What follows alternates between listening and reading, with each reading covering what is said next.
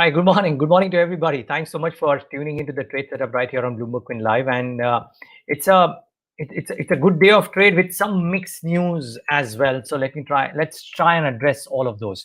Now, first, actually the big news could have been something else, but I think because of some geopolitical developments, the big news has suddenly become oil. Oil has become the big news because Brent has crossed the $70 per barrel mark because the key Saudi Arabian oil site has been attacked. Now, here's the point is, this has got no past precedence of sorts because every attack is different from what's happened in the past, and the price reactions could be materially different depending on supply side issues as well as demand side issues. So now, whether Brent will be at 70 and does this price in, or does it go to 75, does it go to 80, does it go to 85, who knows really. I mean, we would rely on some experts and they might be able to give us a better understanding. But when geopolitics comes in, usually these numbers go for a toss. So this is a big news. Watch out. Yes, we'll come to the US markets too, but keep in mind, oil is a big piece of news. However, for now, the equity markets, at least the last time I saw, were a bit benign, even aided no doubt by the US markets and what they did, because the Senate passed the 1.9 trillion economic relief stimulus bill on Saturday, as a result of which, one, the US markets preempting that and a strong labor report were anyways doing well. And I think the futures also indicate a bit of a green start to the Dow, at least, if not the NASDAQ. So you have to bear that in mind. The intraday of the US markets was extremely interesting because the markets were lackluster for a period of time, and then suddenly post the labor report or the NFP report really shot up in trade. So volatile day on Friday, maybe a slightly stable start today, but fun and games definitely going to be the case. Now, what about Asia? What about the SGX Nifty? I think the early rises were all in the green. ASX was up about, I think, 1.6, 1.7% when it started off. Nikkei was pointing to a positive start. So most of the Asian bourses are trying to mirror what the US markets did. Hang Seng may be an exception, but as you can see, ASX about 1.28, Nikkei about 0.8%. So the start is not all that poor. What about the SGX Nifty, and what is that indicating? That, mind you, the crude price uptick in normal circumstances would have a bearing on what the Nifty does too. Could it have a bearing today? Yes. Yeah. Has it come off a little bit from the highs of the day? Yes, but it's still pointing towards some green on the screen. So we'll have a start which is good. The question is, can we continue from those levels? And I think we'll try and answer some of these. So there are some quant indicators that I typically look at, and a couple of them are actually indicating a good time to build short-term long positions. Now, these days we are all actually looking at fairly short-term measures because the markets tend to come off quite rapidly on Friday. It's happened for the last 3 weeks that Fridays have been a really bad day, and then Monday onwards the market starts moving up. So you don't know for how long can these long positions be held on as well. But it might be an okay time, or maybe it was a good time on Friday late afternoon or just before markets close to build up some short-term long positions. But levels that I heard and I read from technical indicators, experts, 15,100 and 15,273 immediate hurdles, and 14,760 and 14,467, which is a long way away, by the way, are key supports. Now, the point is, because NASDAQ was soft on Friday's session relatively, and NASDAQ futures are still in the red, you would probably believe that tech companies may stay soft. But I think there is a clear marked move or rotation towards cyclicals and value, which may last for the better part of the year. Keep in mind, if you read the document from Joe Biden's administration, the NFB, it actually mentions the US's intention to deepen the ties with India. And if that were to be the case, manufacturing might be to the fore. So do watch out. And I would particularly watch out for some of the EV related plays. We've started to see some of these gain some traction, whether in part or in full the EV is a part of the company's business or no. So do your research on which are the EV related companies which could do well, because I think some of them are gaining some real traction. Some of them are fairly small cap companies, so I wouldn't want to mention the names as well. And you please be careful before you buy into them, because you don't know when these companies might come off to. But they're starting to get some traction.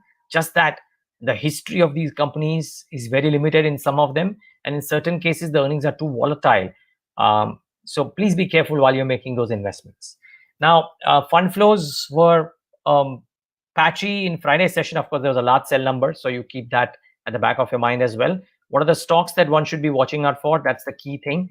I think I'll watch out for Adani Ports. The news is that, remember, they bought the Gangavaram port stake from the same PE investor, which is Windy Lakeside Investments, and now they have done a fundraise wherein they are going to issue up to 1 crore equity shares to Windy Lakeside Investments, which is an affiliate of Warburg Pincus, on a preferential basis at a price of 800 rupees per share. It's a small allotment, by the way, just about 0.48, 0.49% of the post-issue equity of the company. But people are sanguine. Morgan Stanley, for example, even though they have a lower target price, they are saying that the transaction highlights the private equity investors' confidence in the overall company, right? They're sticking a stake in APSEZ at a price higher than the current market price. And Morgan Stanley believes that the market will take the transaction positively. So you might expect some bit of reaction in Adani Ports. Will it last? Difficult to say. But could it have traction today? It most certainly will, or most certainly could. Let's put it that way. Aarti Drugs is the other one which could have some interesting moves today.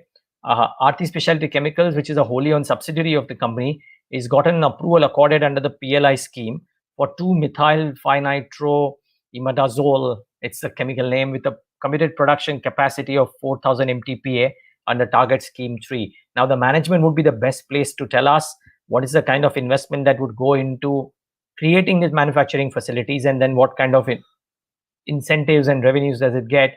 But I think what's been declared is that the rate incentive will be 10% of sales value per annum till FY28. So slightly longer than the mobile PLI. I'm guessing that's because the setting up of these plants and getting the clients, etc., might take slightly longer than the mobile PLI schemes. Remember, the mobile PLI scheme is still FY25, and then the benefits go away. In these cases, they're getting the benefits till FY28. The rate of the incentive might be different as well from the mobile PLI. So I'm not comparing the two. All I'm telling you is that this incentive is available till FY28. So you have to keep that in mind. Aarti Drugs could well react today. There is a note, and one note, there are probably others too, but IEX did, I think, an analyst call, and Edelweiss come out with a note on IEX. They retained a buy with a revised target price of 345 per share. The rationale that Edelweiss is presenting is that the company is a big beneficiary of the changing dynamics in short-term power market, and they have raised their FY23 EPS by 4% and some multiples, as a result of which their target price moves up from 270 to 345. You watch out for IEX. Some of the other brokerages might also have come out with a note on IEX, so you have to keep that in mind. And viewers, keep in mind, I mentioned this, I think, in Friday's trade setup too.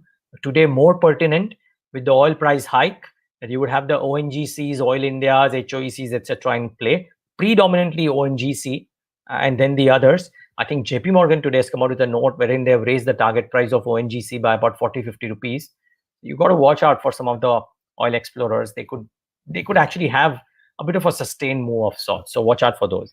And then some companies that have chosen based on promoter activity or delivery volumes. So I mentioned this on Thursday or Friday. This consistent promoter activity in two names. I'm adding a third name to that today. So one of them is Deepak Fertilizers, wherein the promoter bought another 40,000 shares on March 3rd. So you watch out for this one. Watch out for Vardhaman Textiles. I think the cotton yarn prices are at multi-month highs, and the promoter Devakar Investments bought about 6,000 shares on March 4th. Less 6,000 seems small. The price is northwards of 1,100, and therefore it's a transaction worth about 60 crore rupees. So not small, I would presume, in that sense, or actually not 60 crores. It's about 6 crore rupees. So you got to keep that in mind. It's not a small transaction, nevertheless, but the promoter has been consistently buying from the open market, and that is the key thing. So do watch out for this stock as well.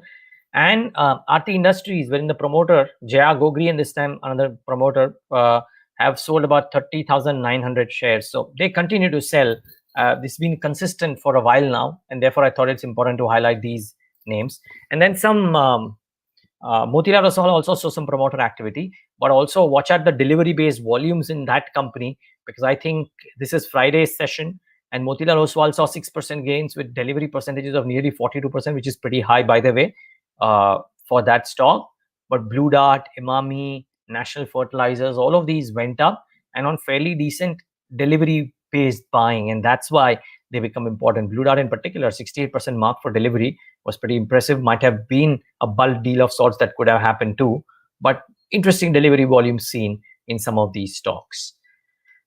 Last but not the least, while all of us are celebrating what the markets are doing and they're bouncing back from every low, there is this wonderful chart representation on the terminal, Bloomberg terminal, which shows how emerging markets are actually diverging now.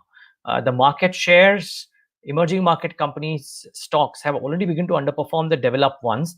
And the white line, let me just explain this chart to you. It is the MSCI Emerging Market Index upon the MSCI World Index. So it's a ratio. The white line is a ratio. And the blue line is the US 10-year yield.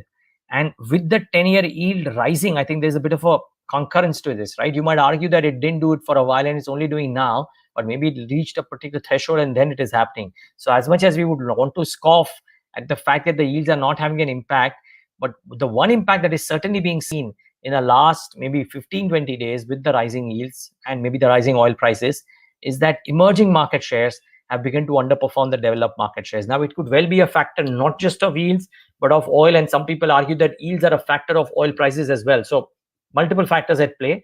But the last 15 days, emerging markets are underperforming the developed markets. Maybe part of the reason is the rising yields. Well, so an important day of trade, lots of cues, lots of important stocks as well. Watch out for oil explorers and the EV companies in particular. The only question is, will the rise in the market be sustained or could it come off? I think time will tell. Thanks so much for tuning into the Trade Setup today.